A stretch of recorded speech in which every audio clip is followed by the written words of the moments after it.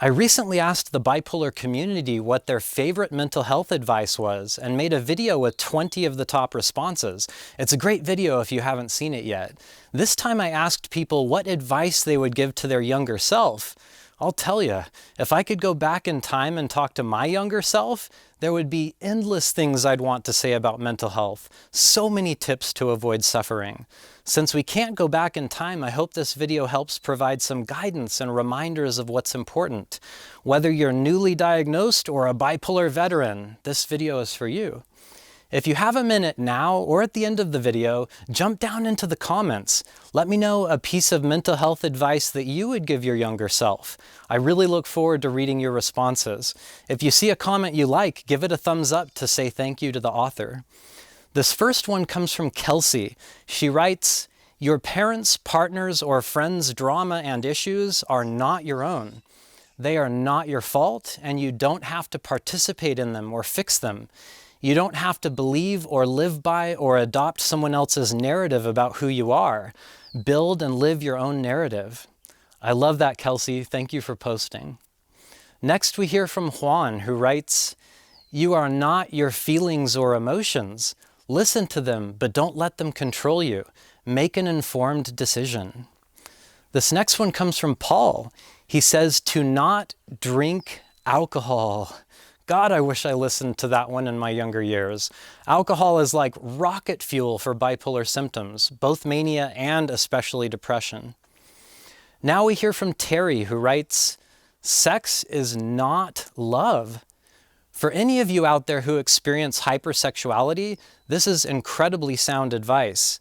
I made a video talking about the differences between mania and love, as well as a video about hypersexuality. You might want to check those out. This fifth one comes from Kimmy, who writes, "It's okay to feel what you're feeling. It can and will pass. Roll with the punches and do what you can at your own pace. Advocate for yourself because you're worth just as much as anyone else. Know when it's time to reach out for help. Treat yourself as you would treat someone else you care for."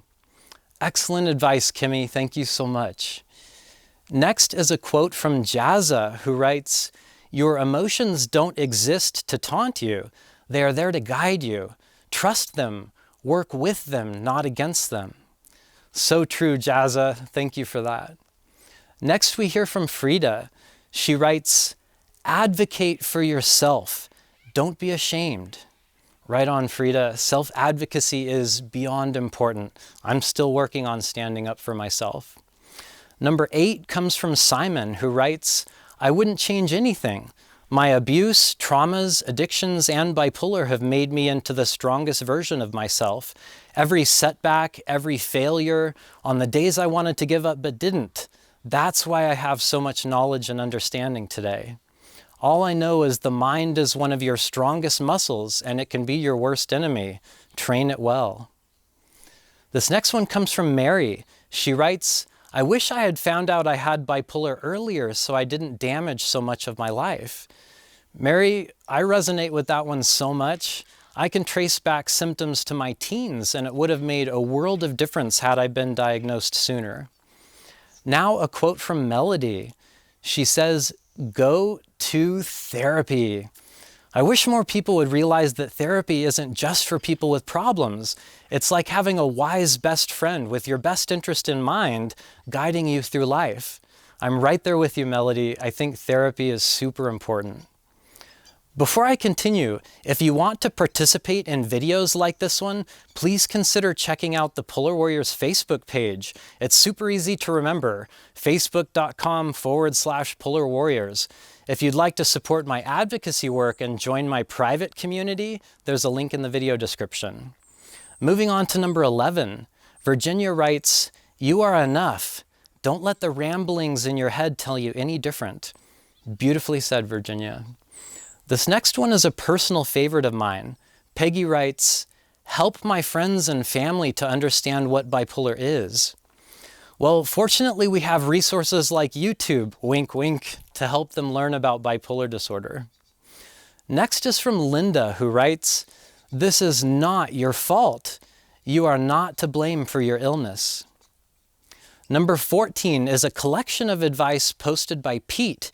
He writes, I would tell myself 25 years ago to get on the medications that work very well for me. Become well-read in Eastern and Western philosophy and be able to put those things into practice. Appreciate your true friends and be able to recognize who those people are from the false friends.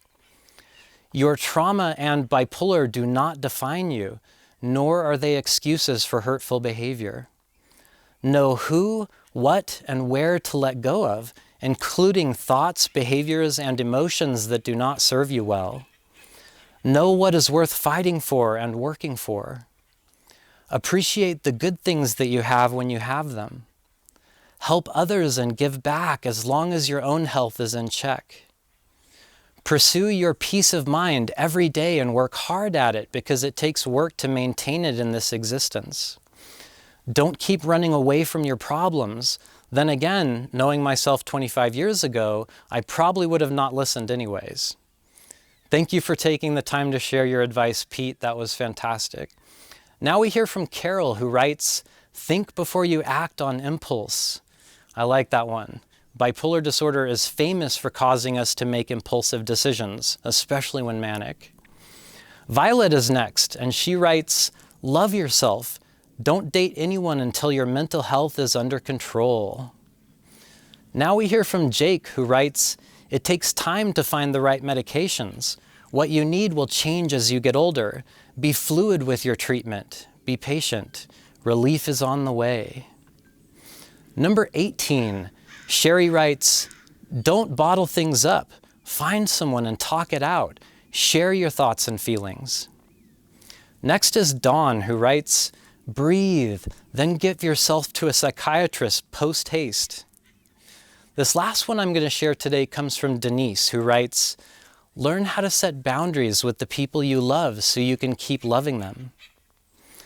We've made it to the end of the list, so now it's your turn. I'm excited to see what comments the Polar Warrior community comes up with. Let me know what advice you would give your younger self. By participating, you might help someone who's really struggling, so thank you. That's all I've got for today, ladies and gentlemen. Take extra good care of yourselves, and I'll be back here soon with more Polar Warrior videos. Stay well.